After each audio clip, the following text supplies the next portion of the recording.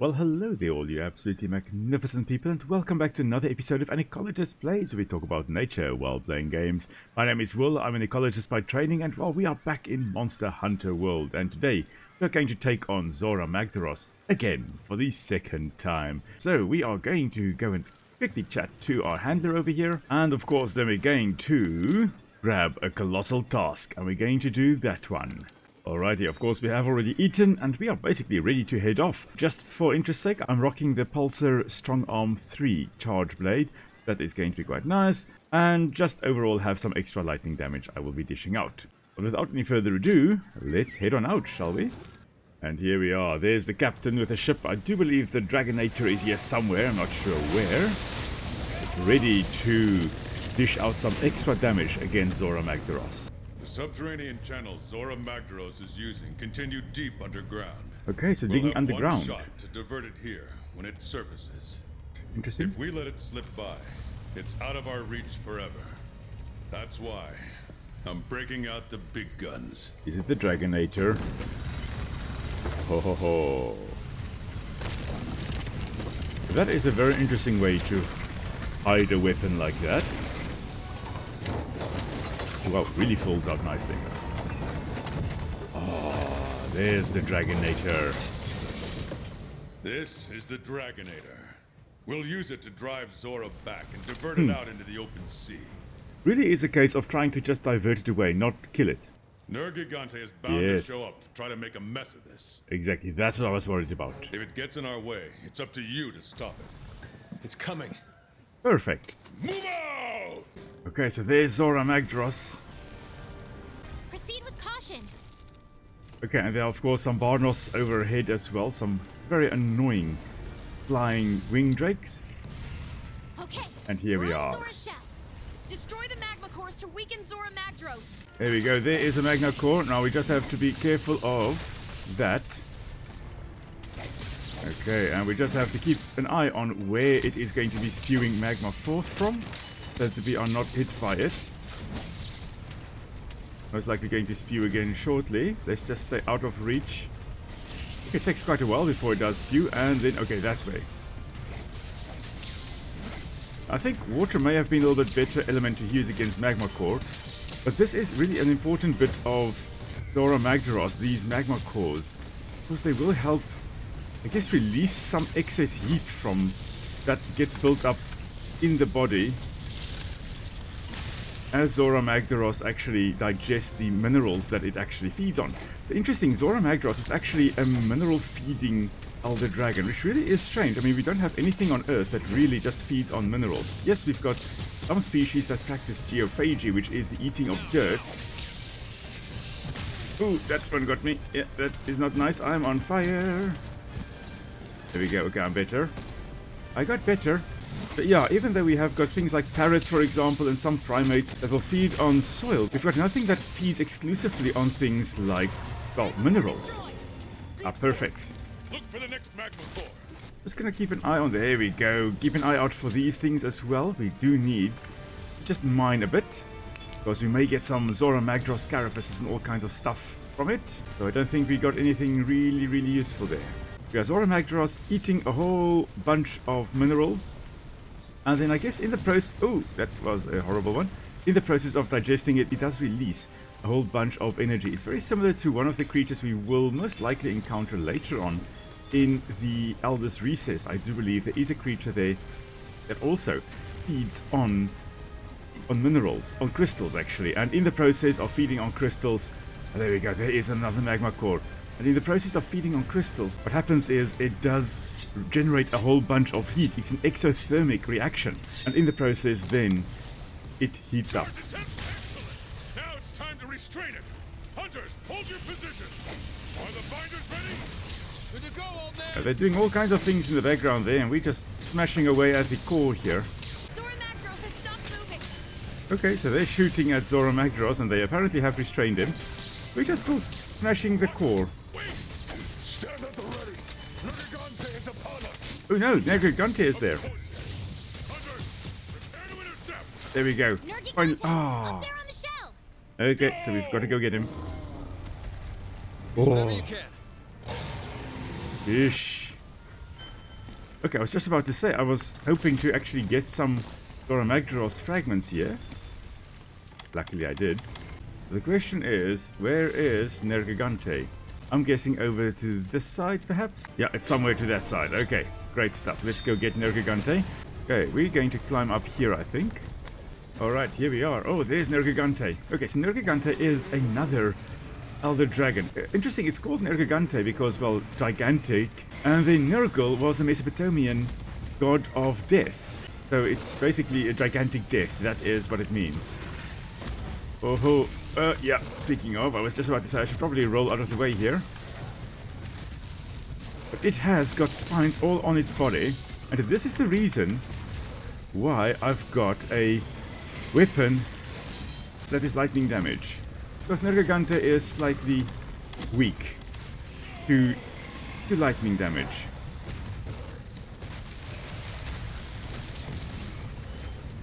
And then we all got blown to smithereens by the fire there. Nergigante has retreated. Oh, and off it goes. Good. That's one problem we don't want to deal with. Okay. Continue the operation. Well, we are going to encounter Nergigante again, I guess, at some point. Maybe today, maybe another time. But it's very interesting that it is often drawn to Elder Dragons, and it does attack Elder Dragons. It is an Elder Dragon that attacks other Elder Dragons, and most likely feeds on them to some extent. Even though it is much smaller than Zorah Magdaros, well, it is trying to feed on it. And to some extent, this reminds me kind of like an oxpecker feeding on a kudu or some kind of animal. Now, normally, oxpeckers are beneficial to whatever they are living on. Ah, come on. I saw that coming. And the oxpeckers will in fact feed on ticks and stuff living on, let's say, for example, a hippo or a kudu or whatever else it is sitting on. And it's beneficial in that case. It's eating the ticks and it's removing parasites off the animal. However, they're really after the blood of the animals rather than the actual ticks that are on the animals. So if there is an open wound on, for example, a hippo or kudu or any other animal that it is actually on, the oxpeckers will very often actually pick at those wounds to keep it open. And then they will feed on the blood that drips from that wound. Okay, traveling via Wingdrake, there we go. I guess now it's time to just fire away. We are going to, of course, just load up a whole bunch of cannon shot here.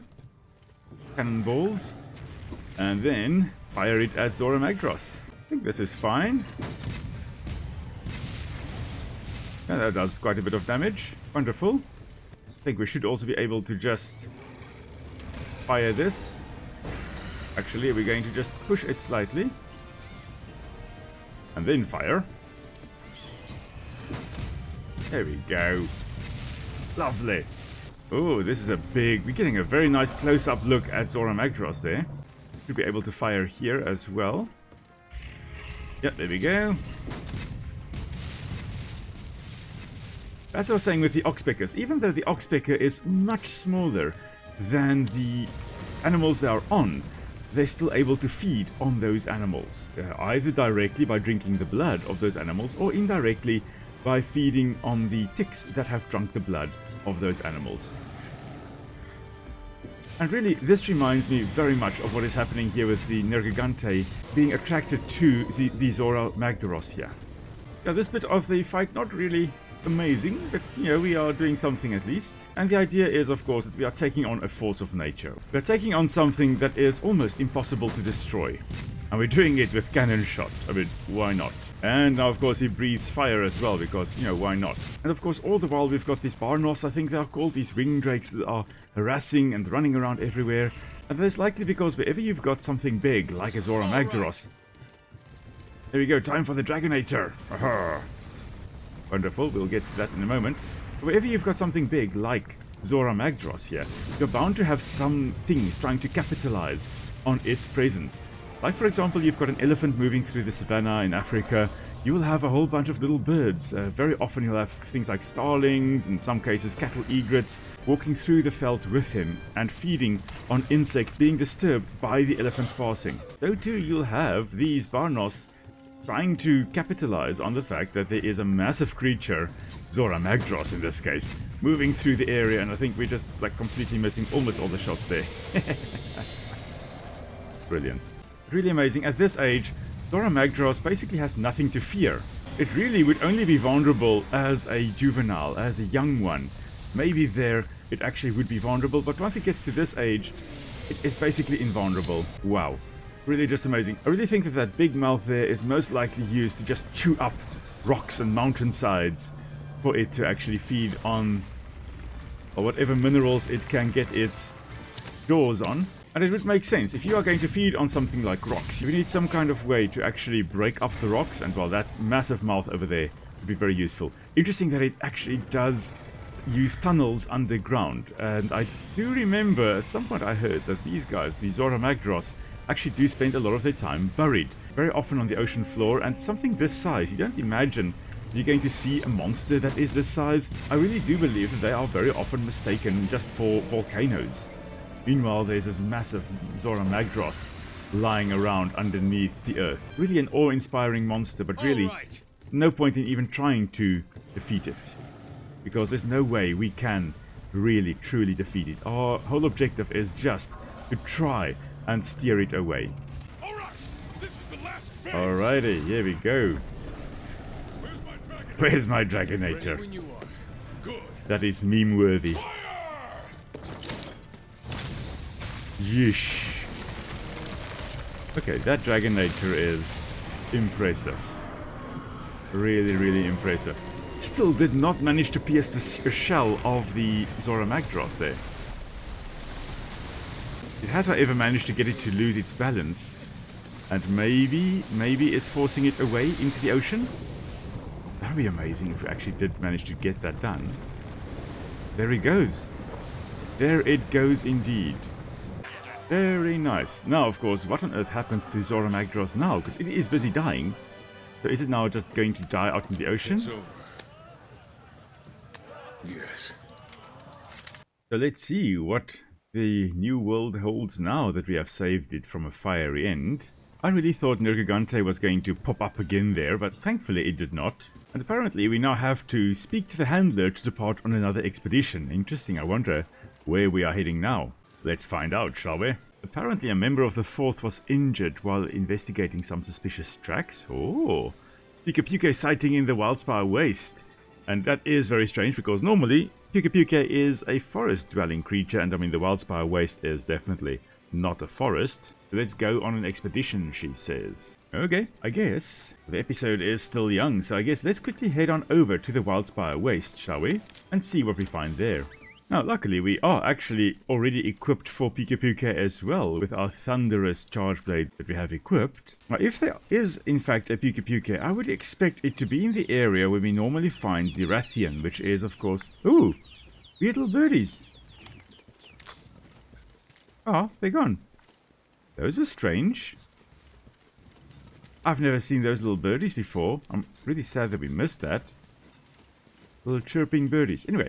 I would expect the Pukei-Pukei to be in the area where we find the Rathian, because it is kind of a swampland. Very, very importantly, it's forested. And that is where I would expect a forest-dwelling species like Pukei-Pukei to actually occur. So let's have a look here, shall we?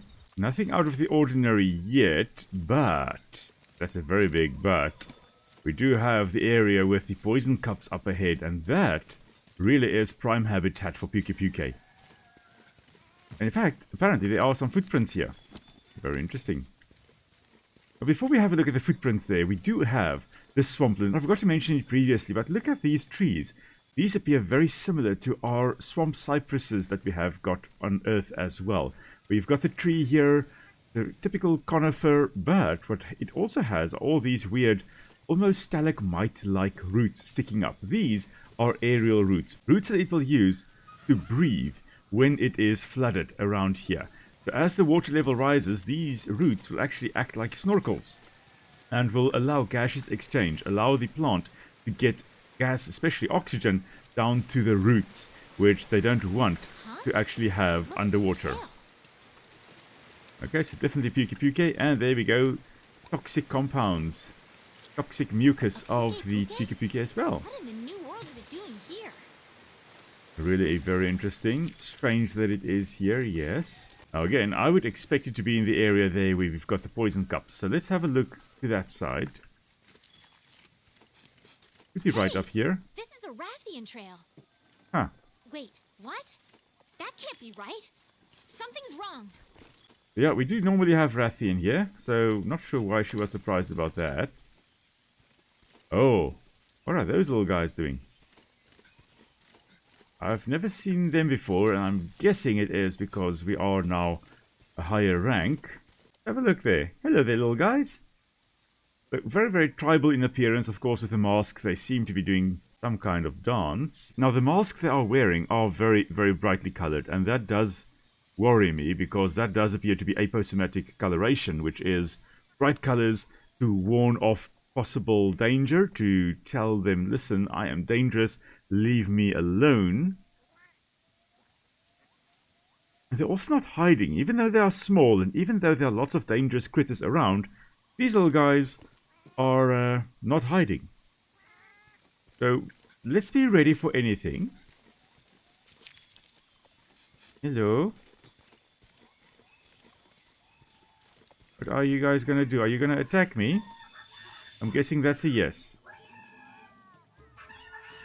Yes, that's a yes. So there's a threat display with the weapons being waved around. Hello, little guys. Oh, okay. That's a declaration of war. Okay, so let's, play whack-a-mole with him and try to avoid their attacks. Okay, this one vanished. That one also vanished. Ah, Gajalaka. Gajalaka material. Very interesting. Okay, so we're getting some kind of material from them. Okay, and I just accidentally hit that poison cup and I injured my gatherer palico friend. But they do disappear, they run around, and I guess they dig into the soil there. And we get some supplies when we defeat them. Okay, good to know. Not what we were after, though. We are still after the Pukei-Pukei. Oh, interesting new mining outcrop. We haven't had these before. And now we have more dragonite ore available. That's great. I love the fact that now we have got different material in the world that we didn't have before. There we go, there's the old Rathian scale again. And in fact, the Pukei-Pukei is right up here. But it's acting weird. What's going on? New target. Let's get that Pukei-Pukei. Pukei-Pukei. Okay, so that's how you pronounce it. I just pronounce it Pukei-Pukei. But Pukei-Pukei. Oh, there's a Baroth as well. Of course there is. Okay, Baroth is running away. Okay. Now, it does seem like the Pukei-Pukei is marking its territory all over the show here. I mean, we've got toxic mucus being spread all over the place, and that I would expect from something like this little creature, this chameleon, massive chameleon in essence, marking its territory, making sure that everybody knows, listen, this is my territory, stay away. So let's just, while we are here, go and fight this Pukei-Pukei.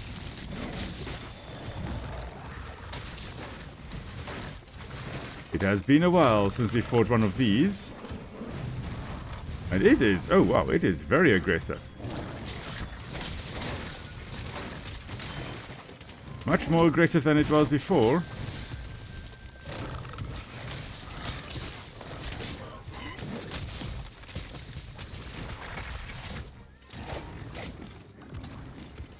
And there we go. Oh, running off again. Wow, okay. Oh, it's feeding on something. That's what it's doing. Oh, that's a toxic gas probably being released. Or not, it's just... Okay, it is just aggro. Okay, okay. It is rampaging.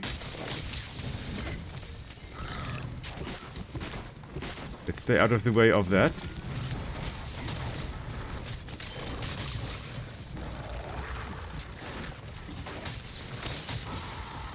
Oh, we've cut off the tail.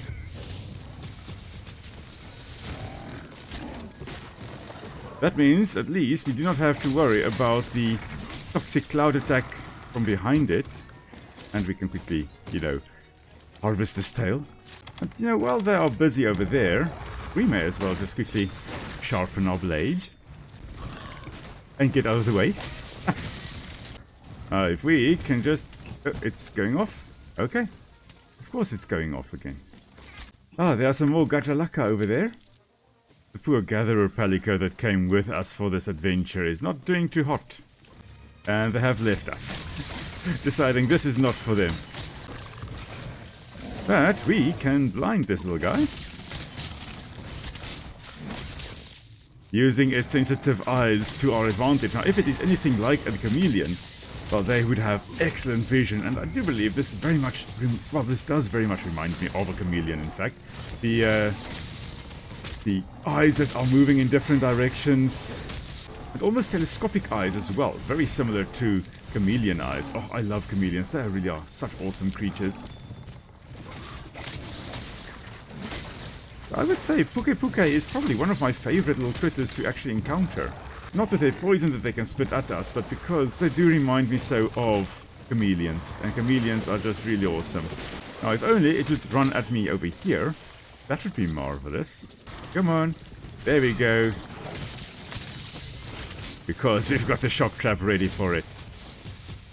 Now, I would imagine if a chameleon could fly, this is exactly what it would look like. And interesting, the very bright colors and the smorgasbord, actually, of colors that we have got on the Pukei-Pukei. Of course, chameleons are very famous for changing color, but they don't change color to blend in with the background. Instead, they use it to reflect their mood. And the Pukei-Pukei here also kind of does that. I mean, look at that bright red head that it has now. It is demonstrating, it is showing us that, listen, I am not happy at all. Go away, leave me alone. It is wounded. It is very wounded. We can capture it. Oh, this would be marvelous. This would be absolutely marvelous. Now we just need to find out where on earth it is trying to rest. Is it in here maybe? Oh, this looks like a nice retreat for it. Yes. Yeah, it is. It did indeed go along here. Somewhere along these tracks. I've never run along here, so either this opened up because of the fact that we are now a higher level, or I just never bothered to run along here, which is also very, very possible.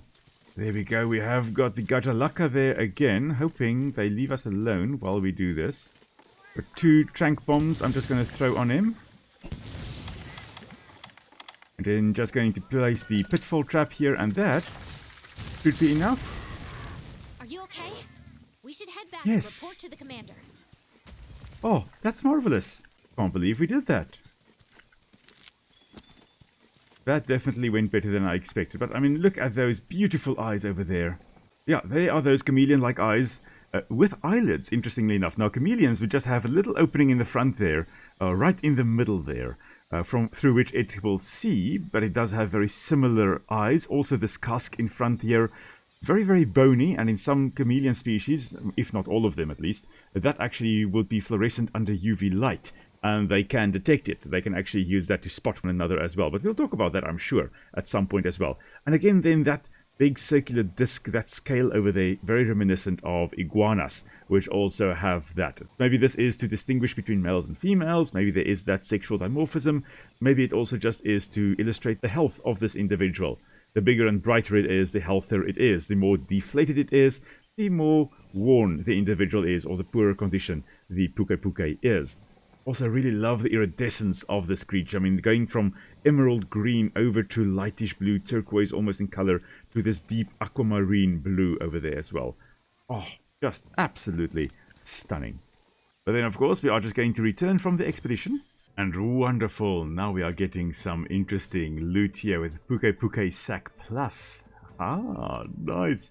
A whole bunch of more advanced crafting materials. Is everyone present? Good. And let's begin this emergency council session. Oh, well, so the errant Pukei-Pukei is warranting a special council session? Since we resolved the mystery surrounding Zorah Magdaros, I've received some alarming news. Okay, I guess it's the Field Pukei-Pukei. team reports that they're observing a shift in monster behavior, namely invading other territories. Interesting. On top of this disturbing information is the sudden appearance of older and more powerful monsters. Higher rank monsters. Much more powerful than the types of monsters we're used to seeing around here. A number of hunters have already been hurt, some with very serious injuries. And I believe the 5th has more information they'd like to add. Yes, sir. The other day, we discovered a strange trail in the Wildspire Waste.